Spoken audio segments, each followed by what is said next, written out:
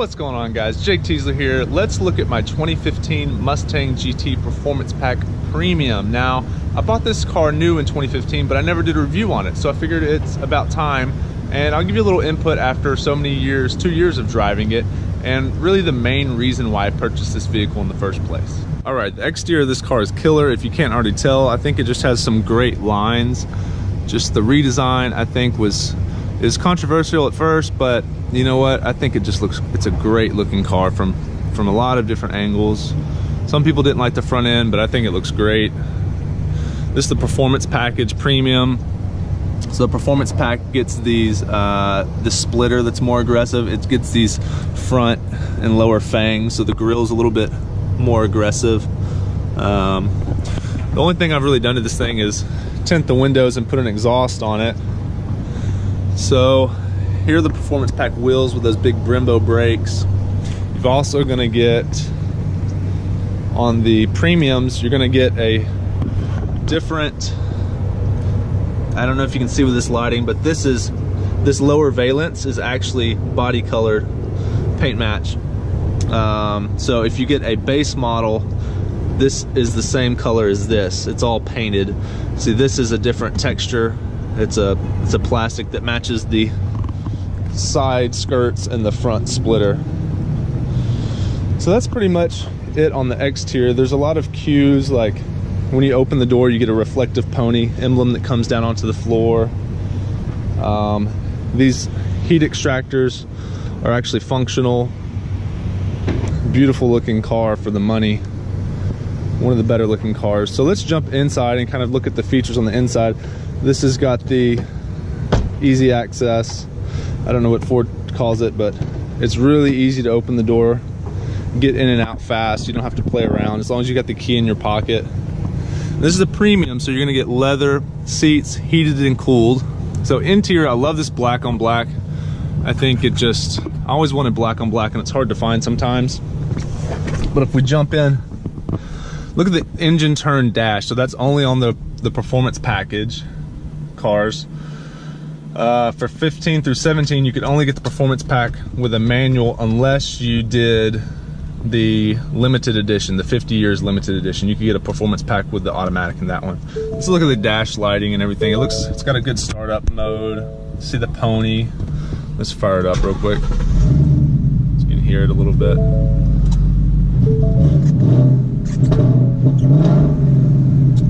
little raspy on first start. I added these were actually an option. The dealer ordered floor mats. But overall, it's just super comfortable seats. They're heated and cooled. Now, some of the complaints was that the cooling fan doesn't work too good on the seats, and it doesn't. But they're just super comfortable seats. What else can I show you? There's a couple things, like this has the shaker audio, which has a big subwoofer in the trunk. I've got plenty of stuff in here. Gum, my phone, 2 pairs of sunglasses. You have the USB SD card. You have another cigarette lighter output. You can put your pin there. In here, this kind of has a hidden storage compartment back here. If you're not familiar with that, you can put stuff back in there, documents and whatnot. Like I said, this is my daily driver, so it's pretty dirty right now, to be honest with you. Let's look in the trunk and I'll show you the subwoofer. So this is the sub with the shaker. I personal training, I keep my dumbbells back here, and I stupidly went around a corner and one of them flew over there. Let's check out the engine. It's a pull handle here. This is an aluminum hood. It's a little bit lighter. All right, there she is. Pretty dusty because we're down in Southern California where everything just gets super dusty. These engines do burn a little oil on the first 10,000 miles, but after that, you're good to go. Mine has about 18,000 miles on it. This engine makes 435 horsepower, 400 pound-feet of torque. It's a high revving engine, makes most of its power up top.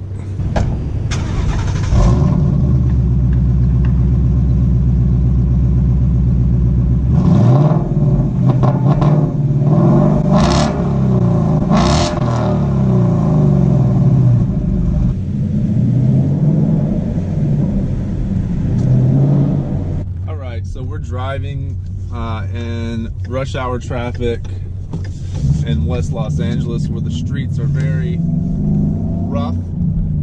This is the performance pack. So the performance package has 373 gears, so the gears are pretty short. You're shifting a lot. Like say if you want to shift to 2,500 RPMs, you're going to be shifting, like I'm in third gear at 22 miles an hour or something like that. So you can take off in second gear with the performance packs. 6 gears is the only overdrive, unlike the new 2018, which has 2 overdrives, which is 5th and 6th. So the 2018 probably get better gas mileage, but you know, the gears are longer, which might be better for certain applications depending on what you're doing with the car. But this car is known for the PP suspension to be a little bit bouncy. If you first get in the car, you've been driving other vehicles, you'll notice like on the 405 highway at 60 miles an hour, 50 miles an hour, that the car kind of like porpoises a little bit. So that's the only downside of the performance package, is they hadn't quite perfected it back in 2015, which was the first year model for them to have this body style, this chassis, and the performance pack for this car. So by the time the 2018s came around, they figured it out, it sounds like. So that would be like the only downside of the suspension, but you really only notice that if you're on certain specific highways, certain drives, and you kind of get used to it after a while. Kind of makes a fun, playful feeling, in my opinion. It feels kind of like a little floaty, which some people don't like, but you kind of learn to love the way that the Mustang, I mean, it drives like a Mustang and it feels like a Mustang. It's not a Corvette. It's not a strictly sports car. It's what they call a pony car. It's not a muscle car. So it really just defines its own. You know, it has a high revving V8. It's not a complete lightweight anymore though. The new Mustang was probably the fastest stock car I've ever driven, but coming from a little Fiesta front wheel drive turbocharged hatchback that was very lightweight, the Mustang felt a little slow down low. It didn't have the big torque shove that would spin the tires. It was like it was just a gradual, when you'd floor it, it would just gradually increase the power and it would hook up pretty good. And I was like, and another thing is the interior dampens the noise a lot. So you don't feel like you're going as fast as you are when you're really going really fast. So now, you know, the real reason I bought this car is because of the value. So if you take a look at what new cars that you can buy with a V8 front engine rear wheel drive that look this good, perform this good.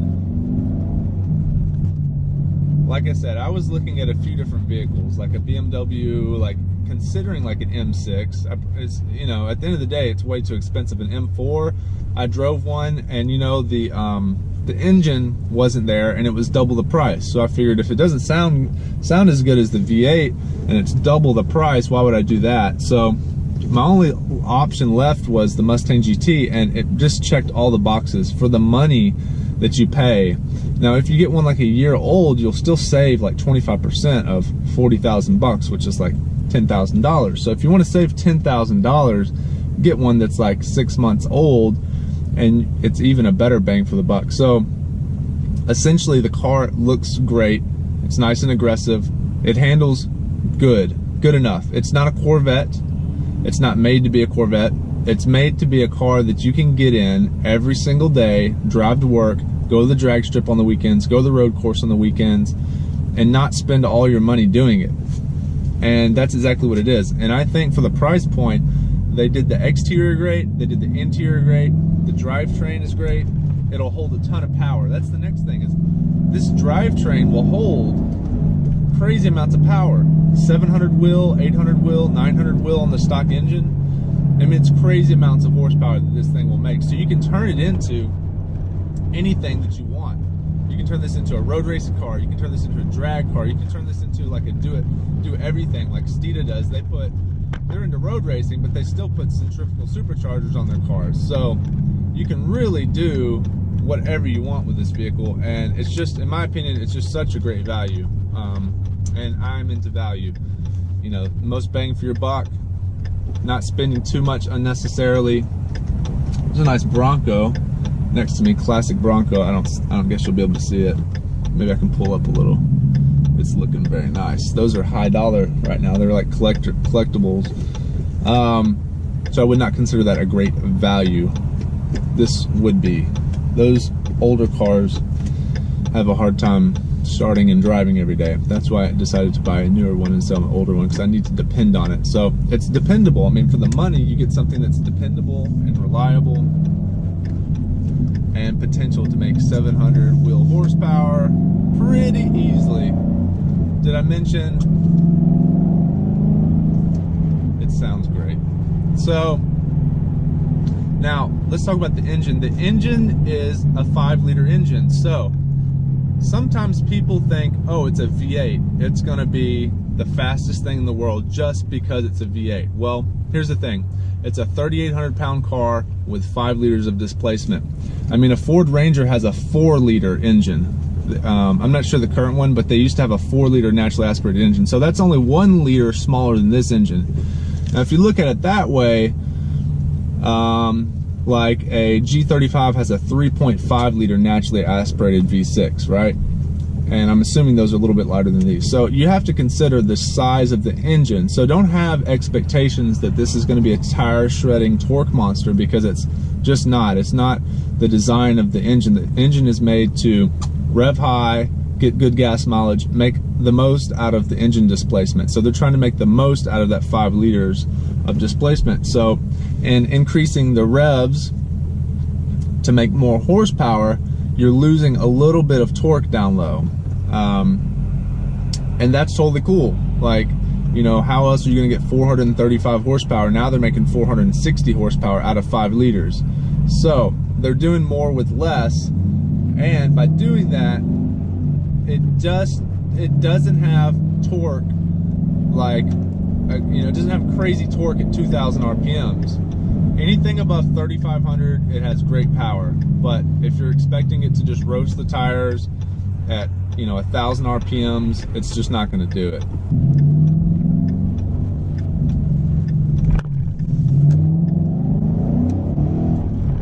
Spun a little there. It's a little wet outside. I won't do that. Don't want to get in trouble. So overall, the reason I bought the car is because I wanted a coupe. I wanted something that looked good. You know, it's a black car and it looks sporty, and the body lines make it look very modern. So people just like it. They're just like, man, that's a great looking car. It gets a lot of attention. My clients are just like, oh man, that thing's great. Everyone loves it. So after 2 years, the only gripes I have with it are that maybe the rear tires wear out fast. I'm not sure that that's a gripe. You know, 10,000 miles, the rear Pirellis are pretty much toast. I went with some Kumos on the rear because they were on sale, and they actually hook up a lot better than the Pirellis, believe it or not. So I'm not sure if the Pirellis were dry rotted, but these tires hook up really well for the money. If you like the content, smash the like button for me. I really appreciate it. If you're new to the channel and you want to see more about the 2015 Mustang GT or more Mustang and automotive news, subscribe. I do daily uploads. So let me know what you guys think in the comment section. If you want to see more automotive reviews, or if you like the reviews on the car. I haven't decided if I want to build this car up or if I want to switch to a different platform with something that's a little bit more capable. I just don't see really how a car could be more capable if this chassis will hold, you know, 700, 800, 900 wheel horsepower. I don't understand how, you know, a Corvette might be lighter, but will the drivetrain hold up just as strongly as this for the extra money? So let me know what you guys think in the comment section. Have a great day.